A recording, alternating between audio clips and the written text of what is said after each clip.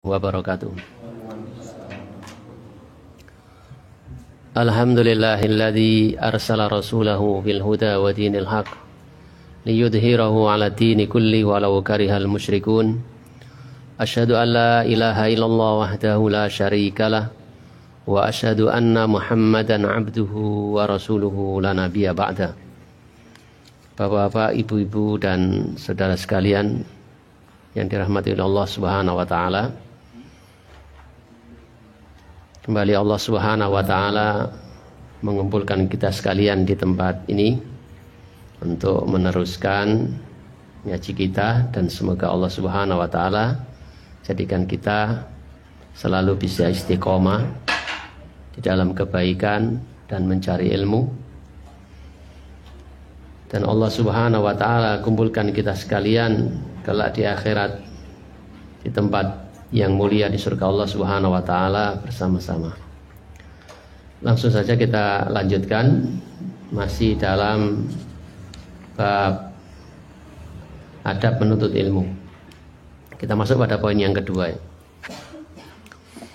Ar-rihlatu fi thalabil ilmi. Perjalanan di dalam menuntut ilmu. Ar-rihlah, perjalanan. Perjalanan di dalam mencari ilmu. Jadi kadang-kadang untuk mendapatkan sesuatu itu memang ada usaha. Begitu pula di dalam mencari ilmu. Apalagi ini sesuatu yang sangat berharga bagi kita. Ilmu agama.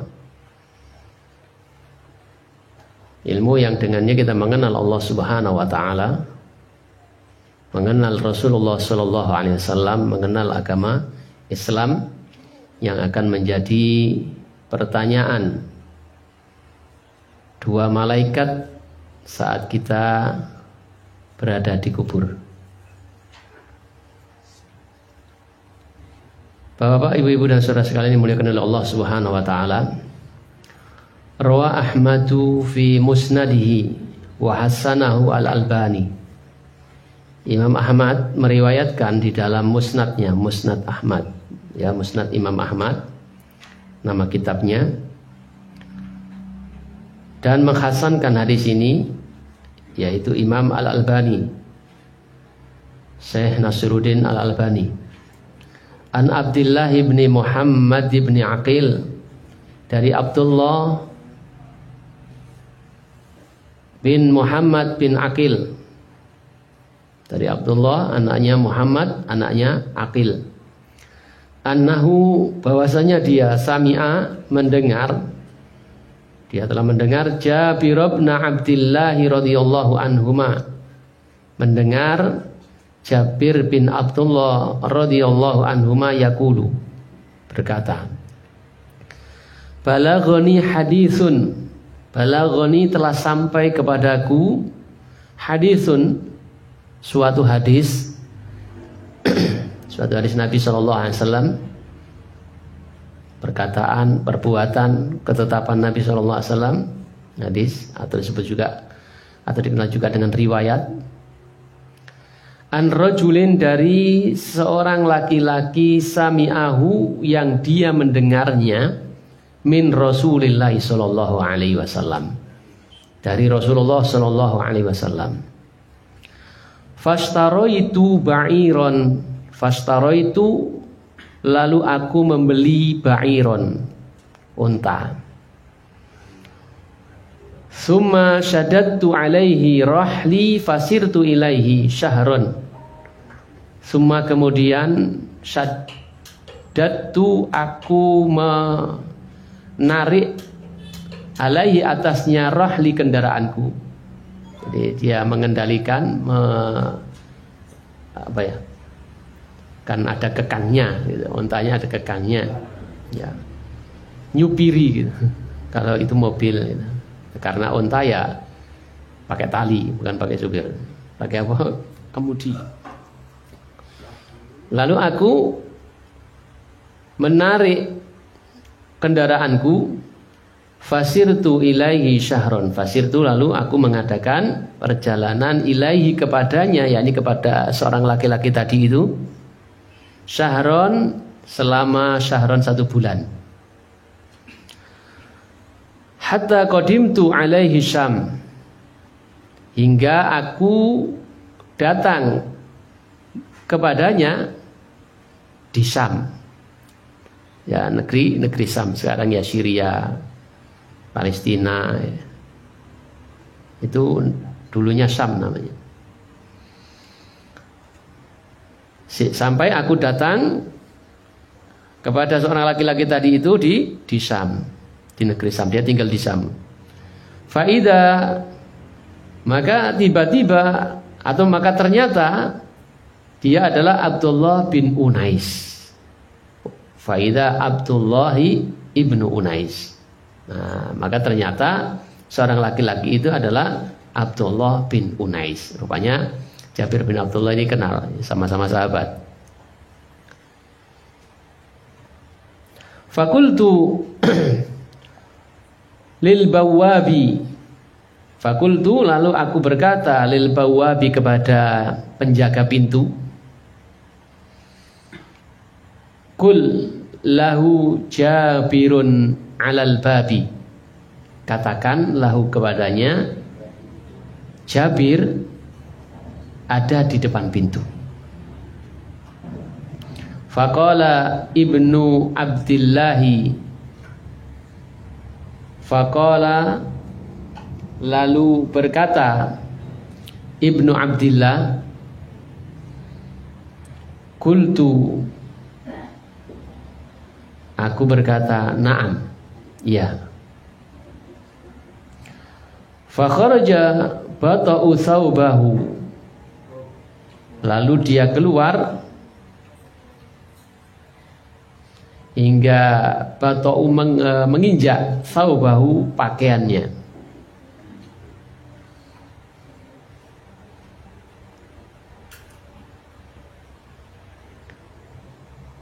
Itu ada ini, faqala lahu ya.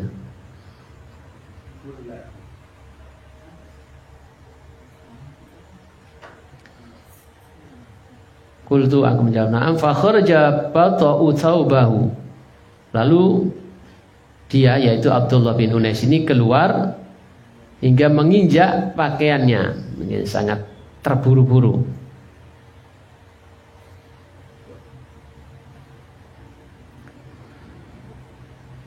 Fa'tanaqani wa tanaqtuhu. Fa'tanaqani, lalu dia memelukku. Wa tanaqtuhu, dan aku memeluknya. Jadi salaman besar. Fakultu, lalu aku berkata, hadisan balaghani anka. Hadisan, suatu hadis, balaghani, telah sampai kepadaku, anka, darimu, annaka, bahwasanya kamu, sami tahu, telah mendengarnya, min Rasulillah sallallahu alaihi wasallam, fil qisasi, ya, dalam permasalahan kisos.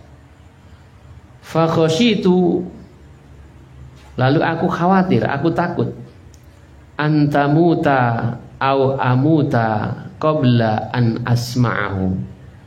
Fa khasyitu, lalu aku takut, aku khawatir, antamuta, engkau meninggal dunia, au amuta, atau aku yang meninggal dunia, qabla an asma'ahu, sebelum aku mendengarnya. Qala, lalu Abdullah bin Unais berkata, sami'tu Rasulullah sallallahu alaihi wasallam, aku pernah mendengar Rasulullah sallallahu alaihi wasallam yaqulu, beliau bersabda, yuhsyarun nasu yaumal qiyamati. Yuhsyaru, dikumpulkan, an-nasu, manusia, yaumal qiyamati, pada hari kiamat. Au qala al-ibadu, atau dikatakan dikumpulkan hamba-hamba pada hari kiamat, uratan ghurlan buhman, uratan dalam keadaan telanjang, ghurlan tidak dikhitan, buhman dalam keadaan hitam pekat. Qala, perawi berkata,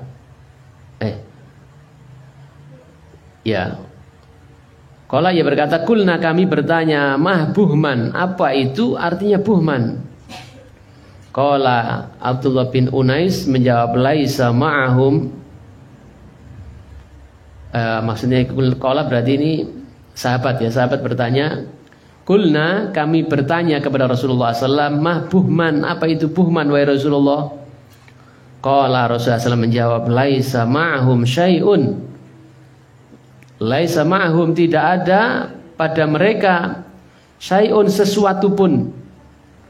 Summa yunadihim bisautin, kemudian dipanggil mereka dengan suara yasma'ahu yang mendengarnya, min kurbin, dari yang dekat maupun yang jauh, min kurbin dari yang dekat, anal maliku anad dayyanu wala yanbaghi li ahadin min ahlin nari ay yadkhulan nar walahu inda ahadin min ahlil jannah hakun ila akhir. Anal malik, aku adalah raja. Anad dayyanu, aku maha memberi balasan. Wala yanbaghi, dan tidak patut, li ahadin, bagi seseorang, min ahlin nari, dari penduduk neraka, ayyadkhulan naro, memasuki naron neraka. Walahu, sementara dia memiliki, inda ahadin, pada seseorang, min ahlil jannah, dari penduduk surga, hakun, hak yang belum ditunaikan oleh ahli jannah. Hatta aku sohu minhu, hingga aku mengkisosnya, ya, mengadilinya dari yang orang tadi, penduduk surga tadi. Jadi tidak layak, tidak patut, tidak akan terjadi bagi seseorang dari penduduk neraka memasuki neraka sementara dia punya hak yang belum ditunaikan oleh salah satu dari penghuni surga, sampai Allah kisos, ya, Allah tegakkan kisos padanya karena melakukan suatu kezaliman, ditegakkan kisos. Wala yanbaghi li ahadin min ahlil jannah, dan tidak patut atau tidak layak, li ahadin, bagi seseorang, min ahlil jannah, dari penduduk surga, ayyadkhulal jannah, untuk memasuki surga. Wali ahadin min ahlin nari, dan untuk salah satu dari penghuni neraka, indahu, di sisinya, hakun, ada hak. Hatta aku sahu minhu, sampai aku menegakkan kisos darinya. Hatta latmatu, sampai masalah urusan menampar, ya, masalah menampar. Qala,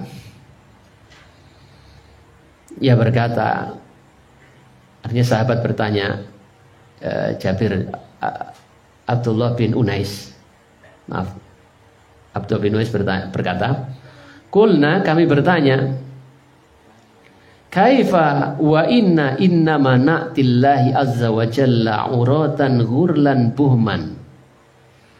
Kulna, kami bertanya, kaifa, bagaimana, maksudnya bagaimana membayarnya. Wa inna, sesungguhnya kami, innama, sesungguhnya, na'tillaha azza wa jalla, kami akan datang di hadapan Allah Subhanahu wa taala, datang kepada Allah azza wa jalla, ghuratan, dalam keadaan telanjang, ghurlan, dalam kondisi belum dihitan, buhman, dalam keadaan yang hitam. Qala Rasulullah SAW menjawab, bil hasanati was sayyiat, dibayar dengan kebaikan dan keburukan. Bapak, ibu-ibu dan saudara sekalian dimuliakan oleh Allah Subhanahu wa taala. Hadis ini dibawakan dalam poin ini karena ada kalimat mengadakan perjalanan untuk mendapatkan suatu hadis. Ya. Jadi ceritanya Abdullah bin Jubair itu pernah mendengar orang meriwayatkan tentang masalah kisos. Ya, masalah kisos. Kisos itu hukum di dalam Islam. Orang yang melakukan kejahatan dibalas dengan kejahatan yang setimpal. Dan itu adalah kewajiban penguasa. Bukan kewajiban orang per orang. Bukan kewajiban keluarga yang didolimi. Bukan juga kewajiban organisasi. Jadi penguasa berkewajiban menegakkan syariat kisos ini. Orang yang membunuh maka dihukum dengan dibunuh. Orang yang memotong kupingnya orang lain, ya hukumannya seperti itu. Jika keluarga si mayit atau ahli warisnya tidak terima, tidak memaafkan ataupun tidak mau ditebus dengan membayar diat. Itu kisos. Berapa banyak kedzaliman yang terjadi di dunia ini tanpa ada keadilan. Maka itulah diantara gunanya adanya akhirat. Ya, adanya akhirat. Karena di dunia ini banyak kejadian kedzaliman yang memang tidak mendapatkan haknya orang yang didolimi itu. Kadang-kadang karena nggak mampu. Ya, misalnya ada keluarga yang dibunuh. Rata-rata ketika diwawancarai, hukuman apa yang pantasnya untuk membunuh ayahmu atau saudaramu atau anakmu? Mati. Mesti kan gitu. Itu manusia walaupun dia nggak ngerti tentang syariat Islam. Ya, walaupun dia nggak ngerti tentang hukuman di dalam syariat Islam itu, kalau orang yang membunuh itu dihukum mati. Tapi secara refleks dia akan melakukan seperti itu. Dihukum apa? Pokoknya saya minta hukuman yang seberat-beratnya. Seberat-beratnya itu ya mati. Apa meneh gitu. Hutang nyawa bayar nyawa gitu. Nah, realitanya tidak terpenuhi. Sehingga kemudian terjadi saling membalas dendam. Yang membunuh di penjara, keluar dari penjara dibunuh sama keluarga yang terbunuh terus gitu. Makanya dalam Al-Quran disebutkan di dalam kisah itu ada kehidupan. Makanya yang menegakkan itu penguasa. Ya, penguasa. Itu sekilas tentang kisos. Kita kembali kepada masalah ini. Jadi ceritanya Abdullah bin Jubair ini mendengar suatu hadis, ya, artinya tadi kita coba sesuatu yang disandarkan kepada Nabi SAW. Dalam hal ini adalah berupa sabda beliau yang menceritakan tentang kondisi di pengadilan Allah Subhanahu wa taala atau ketika manusia dibangkitkan. Maka kemudian karena untuk mendapatkan hadis itu dari orangnya langsung, maka dia membeli kendaraan. Hanya untuk mendapatkan satu hadis. Dia membeli kendaraan, onta. Dan dia adakan perjalanan sampai 1 bulan. Mau 1 hadis. Antum ini pirang hadis gitu ini. Ya kan. Ngono cek kari. Gitu. Mendung saiki sarasasen budal gitu. 1 hadis harus rela berkorban beli kendaraan yang sesungguhnya dia tidak butuh. Butuhnya adalah untuk mengadakan perjalanan untuk mendapatkan 1 hadis itu. Biaya, modal untuk mendapatkan ilmu itu modal. Dan betul-betul ini menunjukkan bahwasanya para sahabat itu betul-betul memuliakan hadis. Memuliakan. Kalau kita ini kan ya omongan Nabi itu biasa aja kayak omongan kita itu. Ya benar ya ora, ya percaya ya enggak kan gitu. Dengan kita ya. Itu aku ya atau tidak kan seperti itu gitu. Artinya sabda Nabi itu seperti sabda yang lain, omongan yang lainnya. Bahkan kadang-kadang dibantah pula gitu. Ya, kadang-kadang dibantah, dilecehkan, gak percaya aku gak masuk akal belas kan masih ngono iku. Nah. Mosok ono lalat mlebu nang gone air kon nyelupno malah mari kon ngombe agama apa gak tepak ora teko nabi ku jarene. Sampai gitu kan. Itu kita. Jadi para sahabat itu betul-betul memuliakan hadis. Dan mungkin pernah saya sampaikan Imam Ahmad itu kalau mau membacakan hadis itu berai dhisik gitu. Ya berai dhisik kan. Karena apa? Mengagungkan, memuliakan hadis. Jadi ikhwani wa akhwati fillah rahimani wa rahimakumullah, sahabat Jabir bin Abdullah ini kemudian membeli kendaraan. Pelajaran bagi kita untuk mendapatkan ilmu itu modal. Jadi ojo ngeluh. Sekolah bayar. Mondok kok bayar. Kan gak oleh gitu. Mengambil untung dari mengajarkan agama gitu. Loh, teman kita itu ada yang mengatakan gitu. Kok di pondok-pondok kono? Iya, pondok liyane bayar, mondok bayar. Ane kok bayar ya ulang ngono dhewe. Kok enak temen dia anak serana pondok kon kayak mangan mondok. Bayar listrik pondok, banyune pondok gak bayar. Nek ngene ya gelem dia anak akeh. Gak gelem ngoni. Jadi modal. Dan ini adalah keteladan bagi kita sekalian. Betul-betul. Yang kedua adalah para sahabat itu sangat memuliakan ilmu. Sangat memuliakan ilmu. Selain modal, berkorban, memuliakan ilmu. Yang selanjutnya adalah semangat para sahabat di dalam mencari ilmu. Mungkin kita nggak sanggup mendapatkan satu hadis itu perjalanan 1 bulan. Wis gak usah modal, wis nunut lah gitu. Kira-kira ya nek gak ono untungnya kira-kira ya budal gitu. Ya karena sekarang itu kayak murah gitu ya. Ya, kayak murah. Al-Qur'an itu hadis itu kayak murah, Al-Qur'an dibagikan, hadis ya tuku gitu. Majelis ilmu ya ono dino gitu. Sehingga kurang gregetnya. Bahkan survei yang tidak disengaja gitu. Ternyata kita sebagai orang tua itu lebih mau bayar ngursuskan anak bahasa Inggris daripada ngursuskan anak bahasa Arab. Bahkan walaupun gratis bahasa Arab, kursus bahasa Arab agak gak gelem. Walaupun gratis, mesti gratis sih gak gelem. Tapi ini bahasa Inggris berani bayar. Ini realita di lapangan. Orang-orang tua muslim kondisinya seperti itu. Kita kembali kepada hadis ini.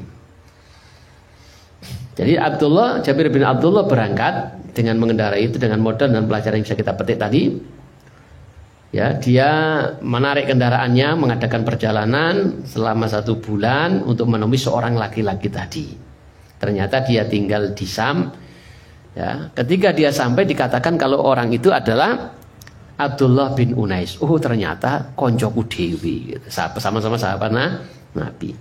Akhirnya dia bilang kepada pelayannya, penjaga pintunya, tolong sampaikan bahwasanya Jabir bin Abdullah ada di depan pintu rumahmu. Ya. Karena yang disampaikan Abdullah bin Jabir, wah kangen sudah lama nggak ketemu, gitu mungkin sampai keserimpet, ya sampai menginjak pakaiannya.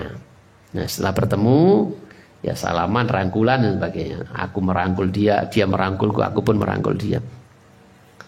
Dan ini adalah tidak apa-apa. Ya ini adalah perbuatan yang baik. Ya para sahabat itu biasa gitu salaman sambil rangkulan. Ya. Tapi kalau dengan lawan jenis tidak boleh. Kecuali mahramnya sendiri. Gitu, ya. Kalau sesama jenis perempuan dengan perempuan, muslimah dengan muslimah, muslim dengan muslim, tidak apa-apa. Dan itu dilakukan oleh sahabat Nabi.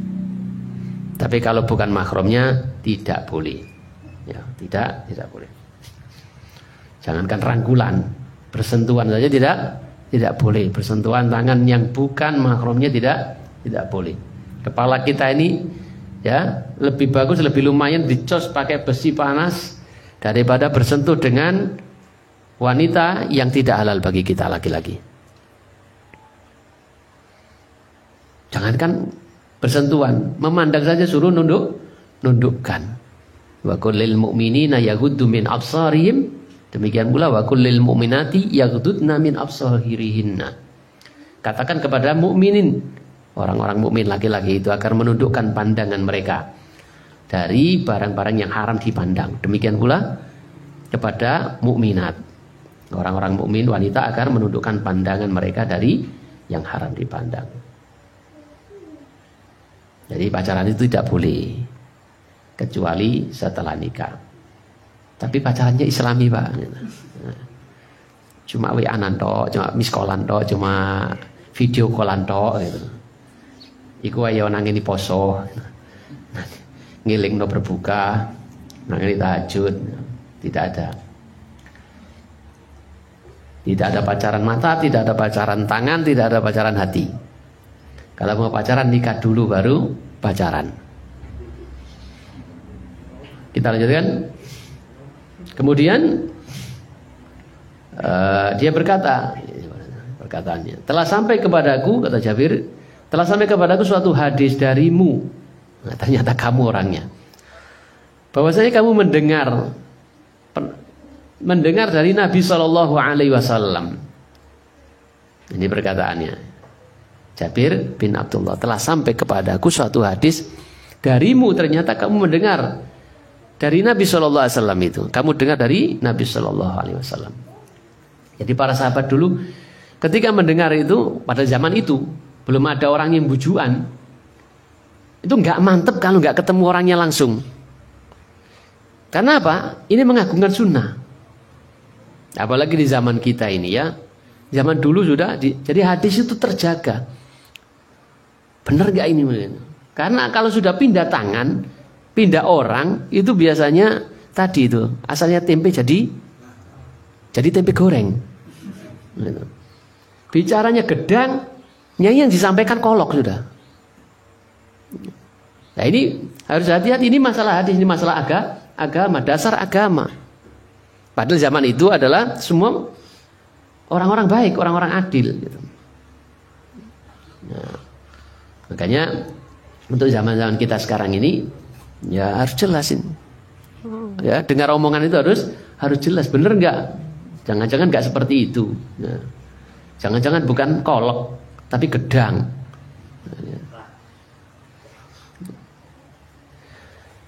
Ikhwani wa akhwati fillah rahimani wa rahimakumullah.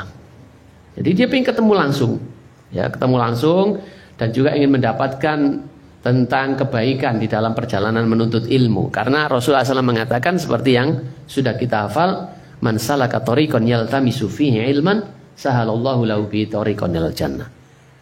Barang siapa yang berjalan satu jalan tujuannya untuk mendapatkan ilmu, maka Allah akan mudahkan baginya jalan menuju surga. Ini adalah kebaikan. Katakan perjalanan untuk mendapatkan ilmu. Dan yang dikatakan ilmu itu adalah Al-Quran, ya kalamullah. Kemudian kalamnya Rasulullah SAW, hadis Nabi, dan juga apa yang disampaikan oleh para ulama terkait dengan itu. Ini adalah ilmu, sebagaimana yang dikatakan oleh para ulama kita. Jadi ilmu itu adalah qala Allah wa qala rasuluhu wa qala ashabur rasul. Ya, keliru tadi saya. Jadi ilmu itu adalah firman Allah, sabda Rasulullah SAW, dan juga kaulnya para sahabat.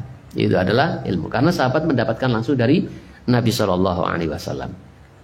Tidaklah mereka berbicara agama ini kecuali dari sumber yang jelas, ya aslinya dari Rasulullah SAW. Kalau sekarang ini sudah ibarat air wis butek, ya sudah jauh alirannya, wis gak jernih, wis kecampuran macam-macam. Bapak, Ibu dan saudara sekalian muliakan oleh Allah Subhanahu wa taala. Ya, kemudian Abdullah bin Unais menceritakan bahwasanya dia mendengar dari Rasulullah SAW perihal masalah kisos. Tadi sudah kita singgung kisos, bahwasanya ada hukum-hukum yang ditegakkan di dalam Islam terkait dengan orang lain.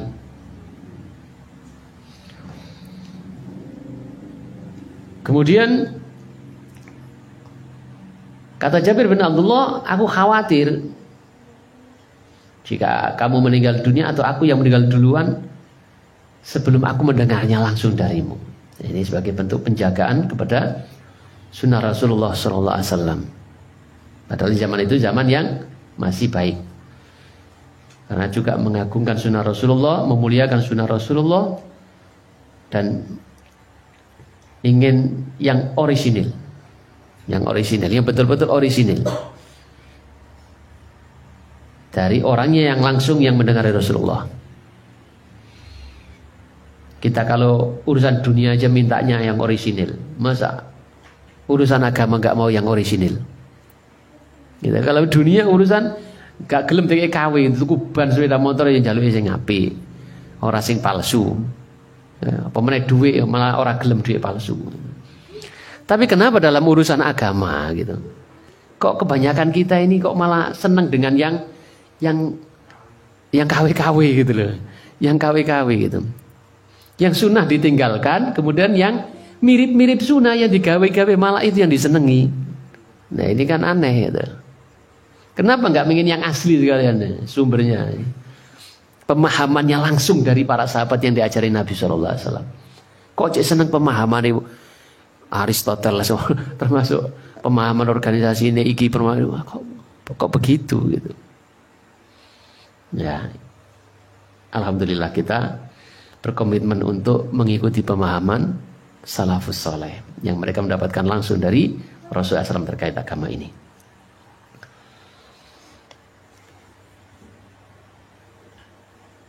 Jadi, saking inginnya mendapatkan ilmu, gitu, khawatir dia meninggal dunia, dia tidak punya ilmu.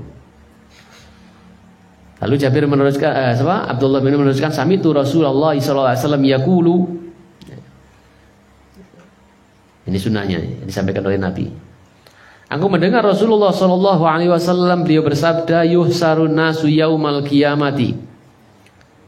Dalam riwayat yang lain, al-ibad, dikumpulkan manusia, dikumpulkan hamba-hamba besok pada hari kiamat dalam keadaan telanjang, uratan, hurlan, buhman, dalam keadaan telanjang belum khitan, dan dalam warna yang hitam. Jadi masih orisinil. Orisinil. Artinya apa? Enggak punya apa-apa. Enggak ada satu benang kain pun pada tubuhnya. Jadi enggak punya apa-apa, belas.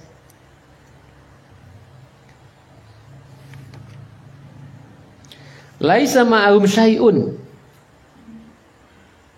Ya, apa itu buhman? Ketika ditanyakan kepada Rasulullah, apa itu buhman? Buhman itu maknanya laisa ma'ahum syai'un. Enggak ada sesuatu pun pada dirinya. Kemudian pada waktu itu ketika semua hamba dikumpulkan, kemudian ada suara yang menyeru kepada mereka, yang didengar dari yang dekat, juga dari yang jauh, semua terasa dekat suara itu. Jadi yang jauh merasa dekat karena saking jelasnya suara itu. Yasma'uhu min kurbin, yang mendengarnya dari dekat. Jadi semua mendengar dengan jelas. Anal maliku, aku ini adalah penguasa, aku ini adalah raja. Artinya Allah menunjukkan tentang kekuasaannya di saat semua manusia berkumpul. Yang dahulunya mereka penguasa di sini, penguasa di sana, ya, mereka berbangga dengan kekuasaannya, dengan jabatannya.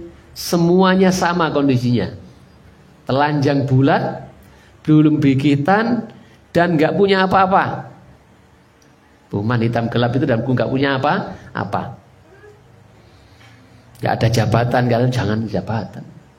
Selembar kain pun tidak mereka pakai, sandal pun tidak ada, nyeker. Anal Malik, aku adalah raja. Nggak ada lagi orang yang mengaku raja. Ana Dayyan, aku maha memberi balasan. Semua tunduk pada Allah Subhanahu wa ta'ala.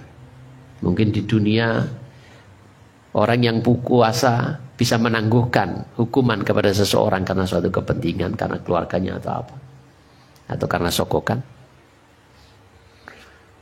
Artinya semua akan dibalas oleh Allah Subhanahu wa taala. Tidak pilih kasih dan tidak pilih tanding. Kemudian dikatakan wala yanbaghi li ahadin min ahlin nari ay yadkhulan nara walahu inda ahadin min ahlil jannah haqqun. Tidak layak penduduk salah satu dari penduduk neraka memasuki neraka sementara dia punya tanggungan, punya hak yang belum ditunaikan oleh salah satu dari penduduk surga. Hatta aku minhu, sampai aku kisos dari permasalahannya. Aku tegakkan hukuman seadil-adilnya kepada keduanya. Yang salah dikasih balasan. Wala yanbaghi li ahadin min ahlil jannati ay yadkhulal jannata wala li ahadin min ahlin nari indahu haqqun hatta aqussahu minhu hatta latmatu. Dan tidak layak bagi penduduk salah satu dari penduduk surga untuk memasuki surganya sementara dia punya tanggungan yang belum ditunaikan kepada salah satu dari penduduk neraka, punya kewajiban untuk memenuhi hak yang belum ditunaikan oleh salah satu dari penduduk neraka sampai aku mengkisosnya hingga dalam permasalahan nempeling. Jadi jangan gampang-gampang nempeling. Artinya sekecil apapun urusannya itu akan ditegakkan oleh Allah Subhanahu wa taala sampai kambing yang menanduk kambing yang lainnya juga akan ditegakkan oleh Allah Subhanahu wa taala. Gambarannya seperti itu. Tidak ada yang luput dari Allah Subhanahu wa taala. Permasalahan sekecil apapun akan diselesaikan, diadili oleh Allah Subhanahu wa taala. Dan ini dijelaskan oleh Nabi sallallahu alaihi wasallam ya, tentang orang-orang yang berbuat zalim kelak di akhiratnya. Jadi dikatakan Nabi sebagai al-muflis, orang yang bangkrut. Jadi sampai permasalahan-masalahan nempeling, bahkan mungkin lebih kecil dari itu. Sehingga sahabat bertanya, Abdullah bin Unais bertanya, kami bertanya, kata Abdullah bin Unais, para sahabat bertanya-tanya, ya bagaimana membalasnya? Kalau di dunia bisa dibayar dengan duit, ya kan? Misalnya orang membunuh, ahli warisnya minta tebusan, dibayar dengan senilai 10 onta misalnya, bisa dia bayar kalau dia punya duit. Atau dengan apa kedoliman apa yang bisa, mungkin nabrak bebek tonggone, sepurane elek, kayak duit atau diganti bebek yang lainnya, selesai urusan. Karena punya duit, ya, karena ada yang dimiliki. Nah besok di akhirat itu nggak ada begitu, nggak ada punya begitu. Baju aja nggak pakai, ya itu sampai diwangi telanjang apa gak izin. Saking nggak punyanya, saking nggak ada yang dimilikinya. Mau dibayar apa? Jadi realistis pertanyaan sahabat itu, ya. Kaifa wa inna, bagaimana kami membayarnya? Wa inna ma na'tillah azza wa jal uratan hurlan buhman. Bagaimana kami akan membayarnya, akan menyelesaikannya? Sementara kami datang di hadapan Allah Subhanahu wa taala, ya, datang kepada Allah azza wa jalla dalam keadaan yang demikian tadi, telanjang, belum disunat. Artinya kan ya seperti bayi baru lahir. Mana bayi baru lahir sunat? Seperti itu kondisi kita itu. Dalam keadaan gak punya apa-apa sama sekali. Ya gak punya apa-apa. Artinya gelap gulita. Orangnya gelap gulita maksudnya tadi dijelaskan oleh Rasulullah, tidak ada sesuatu pun yang dia miliki. Qala Rasulullah SAW kemudian menjawab bil hasanati was sayyiat. Ya dibalas dengan kebaikan dan keburukan.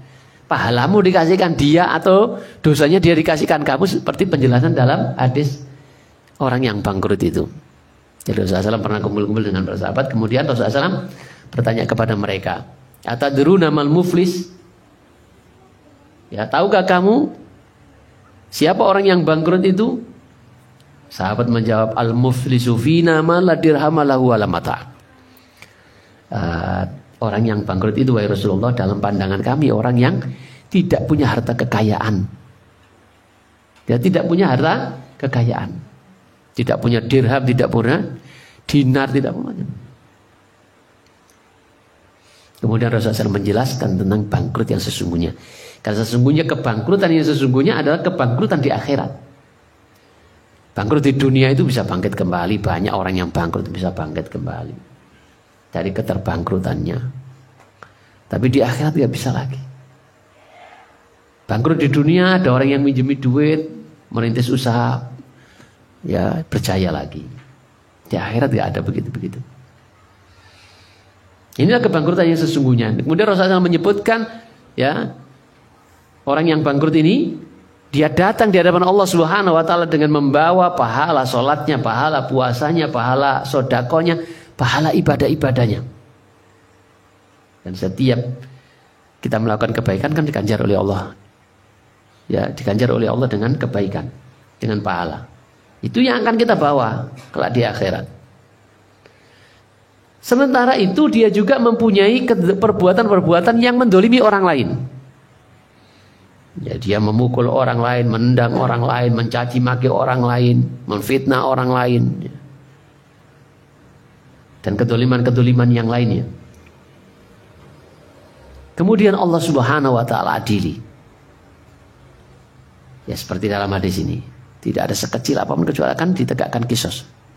Orang yang pernah ditempeling, ya, diberikan pahalanya orang yang nempiling. Karena nggak ada yang dibayarkan, yang dibayar dengan kebaikan dan keburukan. Yang dibawa hanya amal soleh dan catatan keburukan dia. Itu yang akan kita bawa semuanya. Ya, kita itu paham itu. Orang yang mati, wong mati gak ngopo itu paham. Orang yang meninggal dunia itu tidak bawa kita paham. Yang kita bawa hanya amal-amal kita. Semuanya paham. Tapi kadang-kadang lali. Yang nggawa juga dosa-dosa gitu. Sehingga kadang-kadang sering melanggar gitu. Sing disebut nggawa amale awak dhewe kebaikan awak dhewe. Dadi koyok-koyok wis duwe sangu gitu. Padahal masih ada hutang-hutang dosa-dosa yang harus dibayar dia. Kedzaliman itu. Orang yang memfitnah, orang yang mengadu domba, orang yang mencaci maki, mencela dan sebagainya, dihadirkan di hadapan Allah Subhanahu wa taala dengan orang yang melakukan kedzaliman kepadanya. Karena nggak ada yang dibayar dengan materi seperti di dunia, bayarnya ya dengan kebaikan dan keburukan. Akhirnya orang yang didolimi itu, yang dicela, difitnah dan sebagainya itu, dikasih pahalanya, dibayar sama pahala orang yang mendoliminya. Sampai semuanya dapat. Sampai semuanya habis kebaikannya. Sementara orang yang didolimi masih ada. Belum kebagian pahalanya. Lalu Allah ambilkan dosa orang yang didolimi itu dikasihkan orang yang berbuat dolim. Dosanya orang yang difitnah, dosanya orang yang dihina, dicaci maki, dia dicama-cama gitu. Apa cama-cama? Celatu-celatu gitu. Itu dosanya diambil dikasihkan orang yang nyelatu. Orang yang fitnah, orang yang mengadu domba, orang yang Masya Allah yang merusak kehormatan dia. Sehingga orang yang berbuat dolim ini pahalanya habis, dosanya bertambah. Inilah hakikat kebangkrutan itu. Jadi jangan berbangga dengan banyaknya ibadah yang antum lakukan atau kita lakukan. Tapi ingat-ingat juga sandungan-sandungannya itu loh yang harus kita bayar. Maka semestinya semakin kita bisa beribadah kepada Allah, bisa melakukan banyak kebaikan dengan ketaatan menjalankan apa yang diperintahkan oleh Allah, semestinya kita juga harus barengi dengan semakin menahan diri dari melakukan kesalahan, melakukan kedzaliman kepada orang lain.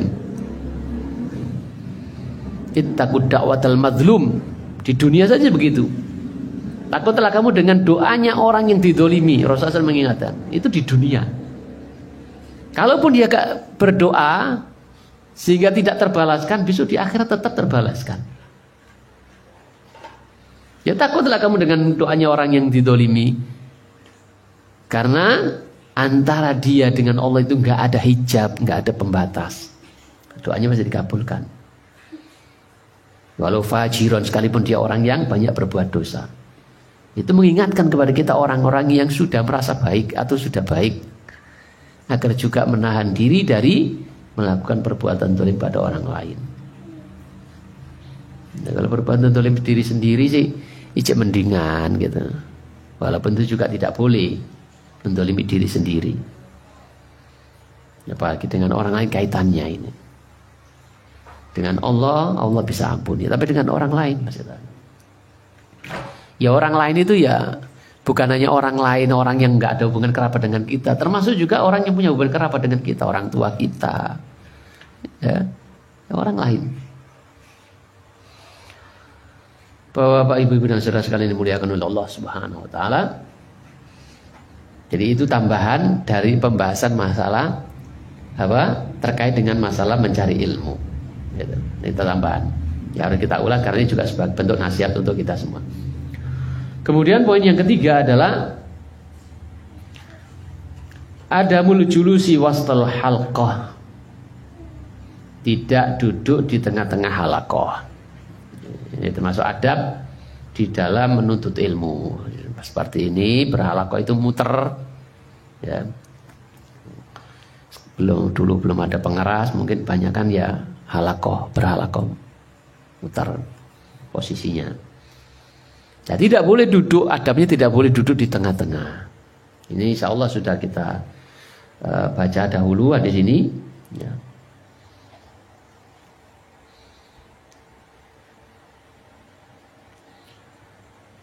Idza tahalluqat tulabu halaqatan fala taq'ud wasatuha.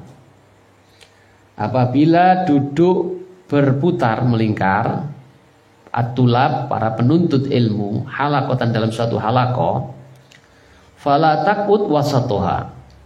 Fala taqud, maka janganlah dia duduk di tengah-tengahnya. Satu, karena itu bentuk mau tampil beda, mau mengunggulkan dirinya sendiri, mau cari perhatian. Nah, itu tidak boleh. Yang kedua, ya gak pantas juga gitu. Ya gak pantas. Misalnya kita, ini ustadznya di sini, muter, dia di tengah-tengahnya kelihatan, mendolimi yang belakangnya gak kelihatan ustadznya. Jadi termasuk hikmah kenapa tidak boleh duduk di tengah-tengah halaqah itu. Selain itu, apa kira-kira? Tidak baiknya duduk di tengah-tengah itu. Iku panggonane panganan kira-kira ono panganane. Iso ngentekno dhewe iku parek kok. Ya, nek ngono ya milih sing enak dhewe. Intinya apa yang dilarang oleh Rasulullah SAW pasti enggak baik lah. Rasulullah SAW tidak menyebutkan tidak baiknya di mana, tetapi hikmah itu bisa kita ambil ya dari apa yang dilarang oleh Rasulullah SAW. Artinya Rasulullah SAW ngomong itu enggak sembarang ngomong gitu loh. Ya, Rasulullah SAW ngomong itu nggak sembarang ngomong. Kalaupun itu larangan pasti perkara itu perkara yang tidak baik. Minimalnya nggak pantas. Ya, minimalnya nggak pantas. Katakan walaupun itu tidak sampai dosa gitu, nggak pantas. Gitu. Sebagaimana riwayat Imam Tirmidzi yang dia mengatakan dari sini Hasan Sahih dari Abi Mizlas. Anna rajulan qa'ada wastal halqah, bahwasanya seorang laki-laki duduk di tengah-tengah halaqah. Faqala Hudzaifah, itu titik duanya dihilangkan. Faqala Hudzaifatu, baru titik dua. Lalu Hudzaifah, ya, salah satu sahabat Nabi, berkata, mal'unun, dilaknat, ala lisani Muhammadin, berdasarkan apa yang terucap dari lisannya Nabi Muhammad sallallahu alaihi wasallam. Au la'anallahu ala lisani Muhammadin, atau Allah melaknat berdasarkan sesuai dengan apa yang dikabarkan dari lisan yang disampaikan oleh Muhammad sallallahu alaihi wasallam. Man qa'ada wastal halqa, barang siapa yang duduk di tengah-tengah halaqah. Dilaknat itu ya dijauhkan dari rahmat maknanya. Al-bu'du minar rahmah, dijauhkan dari kasih sayang Allah Subhanahu wa taala. Itu namanya laknat.